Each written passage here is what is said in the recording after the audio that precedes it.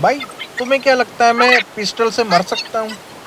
अगर लगता है तो आपको बिल्कुल ही सही लगता है, क्योंकि मैं मर सकता हूँ पिस्टल से, मरा हूँ इस मैच में। आप लोग देखना, पहले फास्ट फॉरवर्ड में मैं यहाँ पे उतर जाता हूँ और टोनी मिल जाती है मेरे को, साथ ही साथ मैं कुत्ता बनाना शुरू कर देता हूँ। और यहाँ पे बंदों ने भी चर्च के नशे कर रखे थे, सामने कुछ ऐसे ही उतरा बंदा, सामने ही दीवार में छेद कर रहा था वो सामने, उसको मैंने हटाया दीवार, क्योंकि ये पबजी वालों की है, बीजीएमआई वालों की थोड़ी।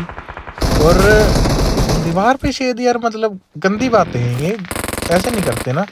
और मैं यहाँ पे हैक लगा लेता हूँ, फटाफट अपनी हेल्थ पूरी करता हूँ। और साइड से आते हैं मेरे को फोर स्टेप।